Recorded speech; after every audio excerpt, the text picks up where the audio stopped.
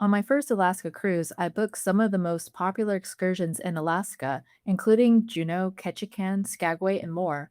In this video, I'm going to rate my excursions one by one and share what I do differently next time. Before we jump in, I created an Insider Alaska Cruise Guide with top excursion recommendations, port maps, food tips, a seasonal packing list, and free things to do in every port. It's linked in the description and tagged to this video. Let's get started. Juneau Whale Watching and Mendenhall Glacier Combo Tour. In Juneau, I did the whale watching and Mendenhall Glacier combo excursion, and individually both are absolutely worth doing. Mendenhall Glacier is stunning in person, especially the walk to Nugget Falls, which is one of the highlights of the entire cruise. It's a 2-mile walk to Nugget Falls round trip. The downside to the combo tour is that you only have 1 hour at Mendenhall Glacier and Nugget Falls. And if you're late getting back, the bus won't wait for you. A 2-mile walk takes at least 40 minutes round trip. Therefore, the 1 hour spent at this location goes by quickly. While you can feel rushed at Mendenhall Glacier, you won't feel rushed at the second portion of the combo trip,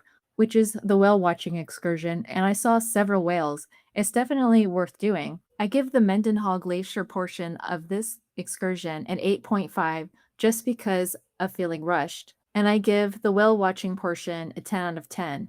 However, the Mendenhall Glacier and Nugget Falls walk is definitely a 10 out of 10 experience in itself. So this is what I'm doing next time. I'm going to skip the whale watching in Juneau and just focus on Mendenhall Glacier and walking to Nugget Falls. This time around, my group and I are renting an SUV in the port of Juneau, and we're going to take our time enjoying that area and then seeing the town of Juneau for the first time. You can also save a lot of money by renting a car and visiting the Mendenhall Glacier and Nugget Falls that way, because the cost for our SUV per person is only going to be around $40 or less. And we get the SUV for the entire day. Let me know in the comments, which would you prefer?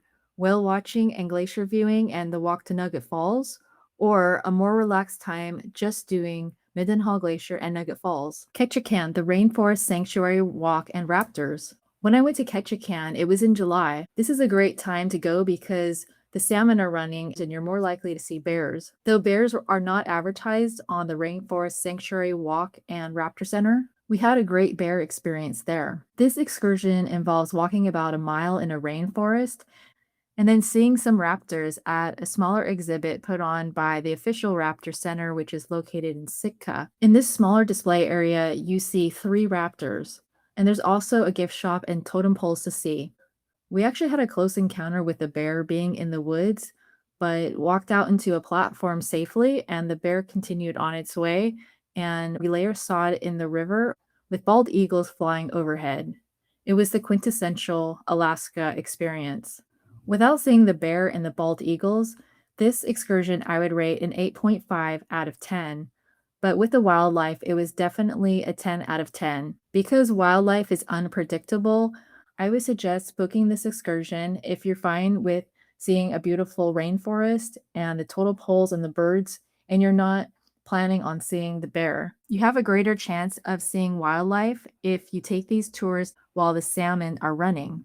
Since my next Alaska cruise will not be during the season when salmon are running, I'm going to skip the Ketchikan Rainforest Sanctuary tour. Instead, I'm going to do the Bering Sea crab tour because on this tour, the crab fishermen have permission to feed the bald eagles. It's a great opportunity to take some photos. Since bald eagle sightings are almost guaranteed, this is the tour for me this time. And if you love bald eagles, it might be a great opportunity for you as well. In Skagway, I actually did 2 excursions. One was the White Pass Railway, and the other one was the Scenic bus ride. The White Pass Railway was fantastic because it offered beautiful scenic views. You're allowed to stand outside of the platform and take in the views that way. I have to admit, though, that the last hour of the 3-hour tour started to feel a bit boring, even though the scenery continues to be fantastic. I really enjoyed the Scenic bus tour ride because they allow you to get off and take photos along the way. A big surprise for me is that they stop at a beautiful Welcome to Alaska sign, which I didn't know was part of the tour.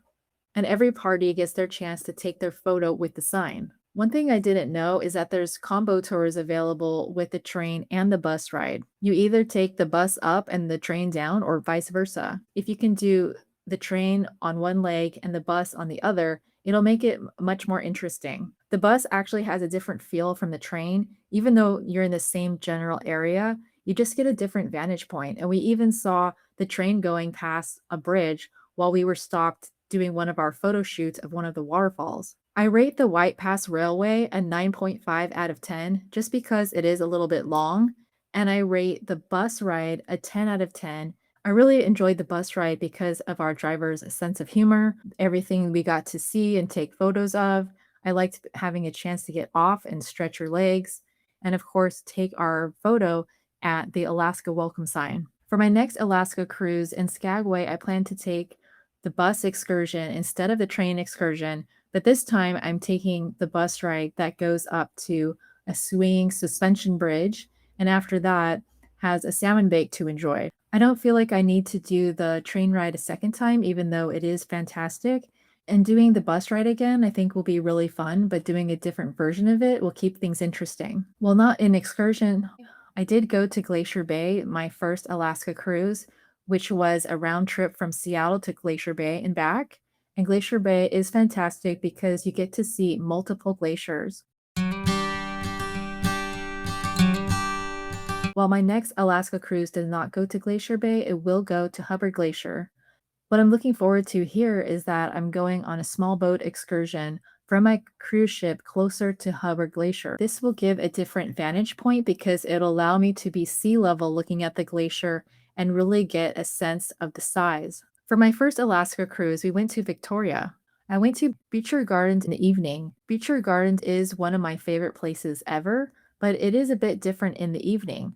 While it is beautiful with little lights, we only had 1 hour in the garden, and it is easier to see the gardens during the day. I would recommend going to Butchart Gardens if you only plan to be in the area once. I think it would be worth it, but know that your time is short. It is fun to see the ocean and the neighborhoods as you make your way to Butchart Gardens and back, and you will get a glimpse of Victoria on the way home at about midnight.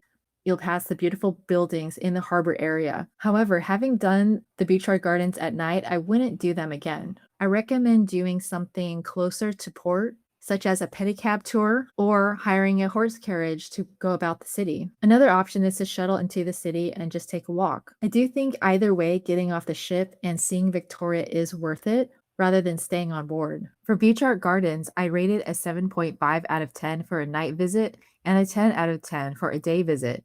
During my next Alaska cruise, which goes from Vancouver to Whittier, we will stop in Icy Strait Point.